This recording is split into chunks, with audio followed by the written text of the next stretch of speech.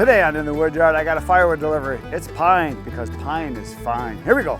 So I have a customer that buys from, I have several actually, that buy pine every year from me. They mainly buy it just for campfire wood because they like the snap, the crackle, and the pop. They like the excitement of pine. They like the smell of pine.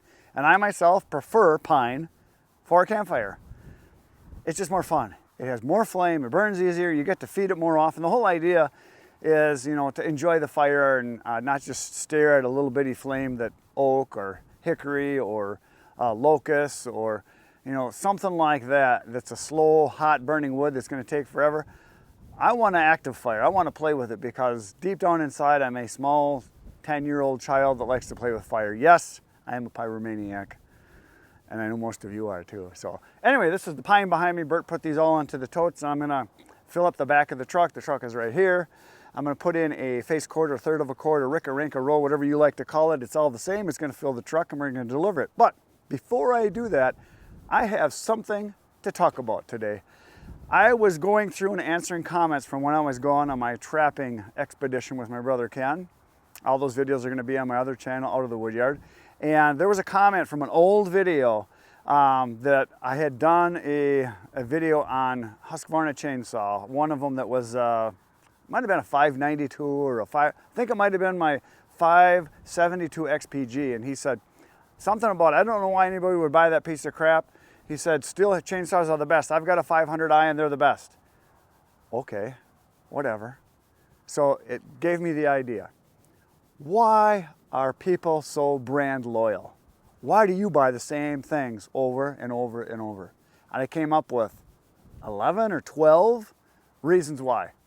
Number one would be the quality of the product. If it's something that you've heard about from others or ads or seen or compared, the quality of the product, you can just tell by looking. Or you can tell by the components or the styling of it or the specifications of it. The horsepower, the thickness, the weight, well, all that kind of stuff. So the quality of the product is one of the reasons, not the only reason, but it's one of them. Number two is a pretty common one for a lot of people. It's pretty. Yes, a lot of people will buy products because they like the way it looks. It's true of big products and small products, whether you're looking at a house, a truck, a car, all the way down to maybe a shirt. It's pretty. I like the way it looks. That's the reason why a lot of people buy the products they buy, because it's pretty. And there's nothing wrong with that. Number three, some people like cheap products. They don't care about the quality. They don't care about how it looks. They just want the cheapest one available of whatever it is. And that's what they're gonna buy. Toilet paper. It's disposable. They're getting rid of it, so they buy as cheap as possible. Some people, on the other hand, might want something just the opposite of that. They want the best. That's number four. They want the most expensive product there is in what they're looking for because that has a perceived value that it's the best. And there are people that will pay any price. Bottled water is a good example. When that bottled water first came out, I couldn't believe that people would actually pay money for water in a bottle when you can get it out of the tap for free, or very, very, very little money that you're paying to your municipality, or if say you have a well at where you live and you're using electricity, whatever, to pump the water up to the well where you can drink it. You can drink out of a pond for that matter. My good friend Carl did on the golf course. I mean, it's in a hole. Number five, it's a reputable brand, name, thing, product. Something that they've experienced their whole life. A brand they've heard of forever. And everywhere they go, they've heard it's a really good product. That's another very good reason why people buy products. It's reputable. Number six, it's available today and today only. Well, that's just a marketing thing that people do. But there are certain products that are available everywhere. McDonald's is an example. It's everywhere. Everywhere you go, there's a McDonald's, there's a Subway. Certain other products are available everywhere you go. You go to a convenience store and Mountain Dew and Coke and Dr. Pepper. It's in the stores, it's everywhere. Pepsi, whatever it is that you like to drink, it's in there. It's available everywhere. Distribution is huge. And there are other products that are very hard to get. Say, for instance, you want to get yourself a little sports car. You want to get yourself a Bugatti or a Ferrari, or maybe you want to buy an Easton-made wood processor or wood splitter. Because they're custom made kind of one at a time as they're ordered, you can't just go to the store and buy one. You've got to do some planning, and you might have to wait a little bit to get a quality product, because a lot of times quality products sell out fast and they aren't always available. So availability is the reason why some people will buy a product, because they want it now, today, right now. Most people don't have patience. They are like a small child in a candy store. They want their candy and they want it now, and they're going to lay on the floor and they're going to pound their fists and cry and scream until they get it. Number 7, familiarity. That's a hard word for me to say. They buy things because they've had it many times. Cars are a very good example of that. A lot of people will stick with the same brand not year after year, but purchase after purchase after purchase, because they like how the controls work, they're comfortable with it, they know how everything works, they like all the parts, how it's laid out, so they'll get the same thing over and over. I have a family member who buys a brand new car every 3 years. Every 3 years. And they get the same brand and the same model every time. Every 3 years. Because they have the money to do it, they like the new car, and that's what they do. I know of another person that has had the same car brand his whole life. It's not anybody you guys ever met, but I know a guy. He's a Ford guy, and that's all he's ever had. That's all his dad ever had. That's all his grandpa ever had. That's all he'll buy, even though he has problems with some of them. Because not everybody makes every product that they have is going to be perfect. There are lemons in every brand. Doesn't matter what you're looking at. So familiarity is huge, because people don't like change. They fear change. 8. Kind of the same thing, habit. They just do it because they've done it in the past. It's just a habit, because they don't want to go through the effort of researching to find anything else out to see if there's something that is better. It's just habit. They live 3 blocks away from the store that they like to eat at, because they can walk there, they can ride their bike, and they can stop there on the way to work, on the way back from work. They have the food they like, so they just go there out of habit. And even though there's other places around, they just go there because it's easy, it's convenient. It's just easy, so they do it out of habit. And a lot of people are like that. Number 9, bad experiences. People will get the same brand because they're afraid of bad experiences, because they don't want to take a chance on something different and new. They fear change, like I said in the last one, but they do it because I think what it is they just don't want to make a mistake, and they're okay with what they've had, so they just do it because they're afraid of having a bad experience, even though they could benefit by doing something different and better. Exercise is a very good example of that. A lot of people won't exercise because they're afraid it would hurt or it would make them tired, so they don't do it. That's one of those things. Next one, number 10. Friends' recommendations. I myself have done this quite a few times. When my hot water heat went out, the first time, which would have been quite a while ago, because I've lived in my house for 30 some years now, and I think we're on our third one now, which they're good for like 10, 12 years, whatever. And when our last one went out, our neighbor had just gotten his replaced the year before, because we were talking about it, and I said, hey, who did you get to do your hot water heater? Because I couldn't remember who we had the first time or whatever, because that's nothing I want to do. As you guys know, I'm not a mechanic. He says, oh, I got so-and-so. They go to our church and I like him. He's a nice guy and they do good work. I said, okay, sold. So that's what we went with. And I'll probably do it again. When people ask me, where did you go for this service? Whether it's plumbing, electrical, mechanical, that kind of stuff. I say, this is where I went. This is why I went there, because I had a bad experience over here, so I went over there. These guys have been good. That to me is word of mouth advertising, which is way, way, way more powerful than any kind of traditional marketing, whether it's TV, newspaper, radio, magazines, billboards, all that crap that's gradually fading away, because people want to hear the facts from real people. Which brings up the next one. The next one's number 11, expert recommendations. And that's where you call someone or you look up online to find out what the experts have to say. And that is what is happening with YouTube.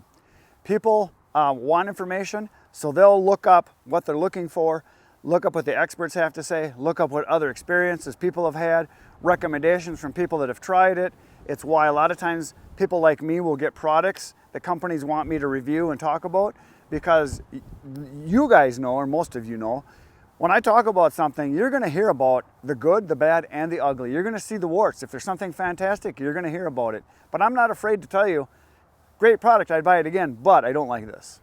That's what people want to hear, the truth. And that is hard to come by in advertising and politics. I have one more, number 12, long-term marketing experience.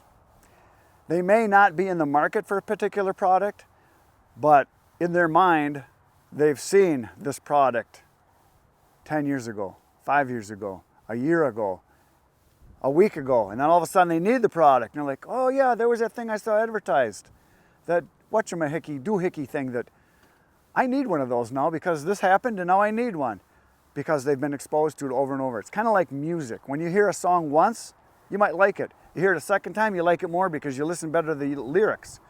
And then you hear it a third time and then you start to get to it. Maybe fourth time you can sing along. Fifth time, you really like it. And then when you get about the 20th or 100th time you hear it on the radio, it's not so good anymore. Unless it's something you haven't heard in a long time, and you're like, oh yeah, I used to listen to that song. That's a great song. So long-term familiarity with the product, or long-term marketing, is the last one. Right now is woodchucking time. Here we go. So in these bins is all the pine that was on the ground that I didn't sell. We moved here from the old wood yard, and then before winter happened this year, Bert stacked all these in here when I was gone on a hunting trip, which was awesome of him to get it off the ground. He even put it on pallets, and he's got it all stacked in here. So this is all white pine, and this is the stuff that my customer wants. Now, one of the things that's awesome about it is that it's off the ground, it's in containers, it's nice and organized, nice and neat, we can move it around. However, one of the things a lot of people don't think about when it comes to totes, I got to get it out of there now. My baby dump trailer, the little one, is being used. My son is using it for doing a landscaping job at his house, so I don't have it back yet. Because what I would normally do is I would take the forks on the tractor, pick this up, and I would set it in the back of the dump trailer and I would dump it into it, because I can't do that. But today, it's just a face cord. I'm going to hop up in there like a caged animal, and I'm going to chuck wood into the back of my truck.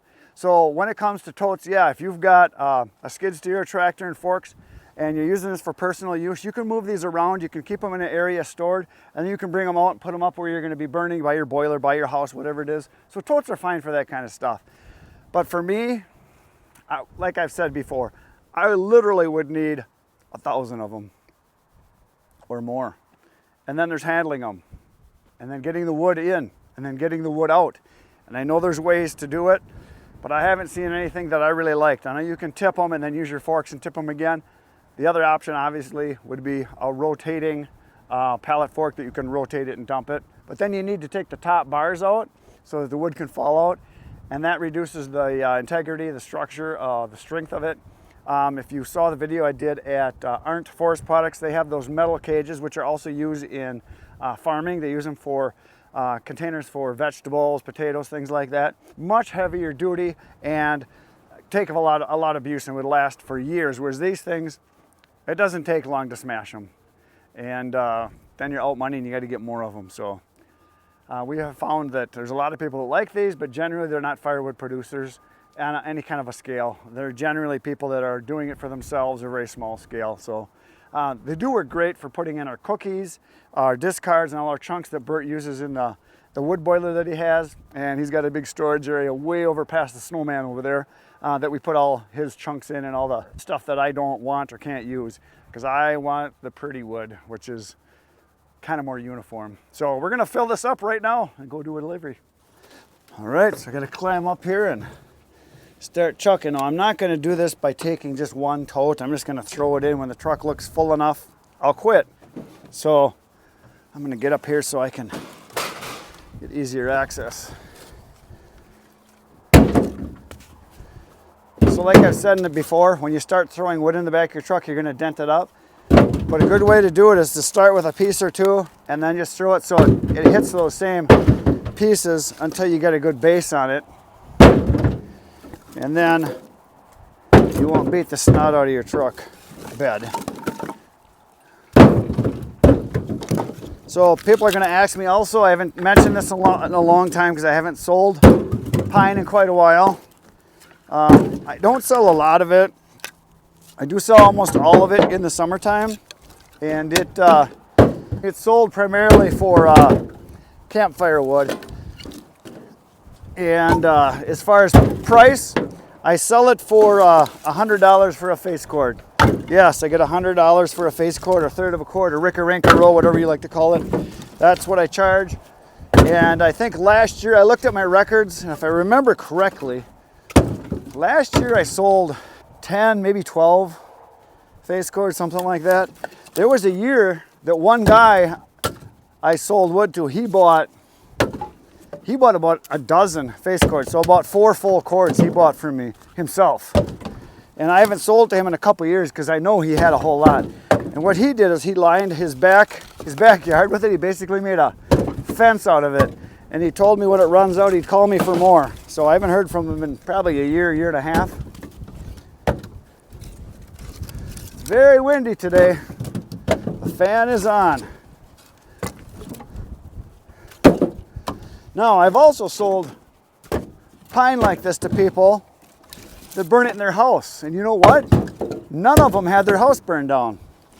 You know why that is? Because it's dry wood. And pine is fine. A lot of people that are wood snobs, and you may be one of them, I don't know. They think pine is not good for anything. Well, all wood burns. And if you want an actual flame in your fireplace, this stuff is awesome. If you've got a screen you can put across the front of your doors in your fireplace, or if you have glass doors you can close, then you won't have that stuff snapping and cracking and popping and everything like that, and having sparks fly out into your room. But I've burned pine a lot of times in my fireplace in my house, and I've only been there for 30 some years now. You know what? I've never had a problem. It burns just fine. But I burn other wood too. Number one thing is that it's dry. Yes, it doesn't put out as much heat as the other wood, but you know what? I don't care. I'm not afraid of putting a little extra wood in, or getting up every once in a while to put more wood in.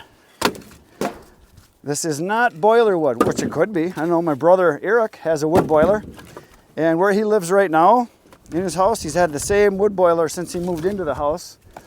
And he, I think it was the first or second year he was there, he had a bunch of dead red pines he cut down that were dead. He said that's all he burned that winter when he was in this house where he is now. He only burned red pine, and he said it was fine. He said it worked just great. There's nothing wrong with it at all. He said he would fill it up in the morning and fill it up at night. And he said every once in a while he would have to go out there and throw an extra few sticks in or whatever, but it was no big deal. He said it worked great. And yes, if you're heating with wood and you want to get the maximum heat out of it and you're buying wood, yeah, then maybe you want to go with oak or hickory or Osage orange, or maybe you want to go with something like locust, something that puts out, or hard maple for that matter. Hard maple's awesome stuff, which is what my brother Kenny has a lot of people buy from him. He sells a lot of hard maple. That's what people in northern Wisconsin, that's what they love, and I hear a lot of other people say the same thing. I guess up in northern Michigan, up in the UP, parts of Minnesota, parts of Canada, a lot of those people use and love hard maple. But for a fire to enjoy, pine is awesome. I like it because you got a lot of flame, plenty of heat, and some excitement when the sparks go flying.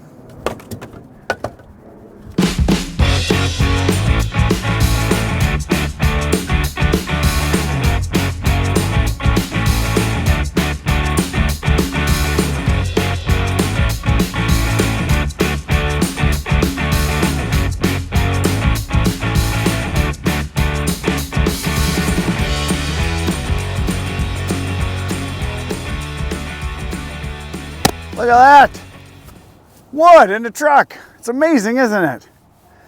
A rick-a-rink-a-roll, a third of a quart, a face cord, a truck full, bed full, whatever you want to call it. There it is. So while I was chucking this wood in, I was thinking to myself, I thought of one other reason people buy the products they do, while they're product loyal. So this is number 13, lucky number 13. And it's one that probably some of you will get, others may be offended. It's a kind of a touchy subject. I think there's some people that will buy a brand and they want to profess the greatness of their product in the fact that they made the right choice and you made the wrong choice. Guys that are kind of in your face about it, and that could be a Dodge guy, could be a Ford guy, could be a Chevy guy, could be a Toyota guy for all that matter. They think they made the best choice and everybody else is stupid. Why would anybody buy that other product? Because you're stupid. Because I'm smarter than you. I made a better choice. So I think that's number 13. I made a better choice than you. I'm smarter than you. That could be a big part of the reason why some people buy the products they do and why they have to talk about it over and over and over. And like I've said many times on my channel, my old best friend Tony taught me this. I am agnostic when it comes to brands. I'm an equal opportunity user. I don't care what brand it is, as long as it works. And when it quits working, then I'll get something else. We're gonna go deliver this wood right now.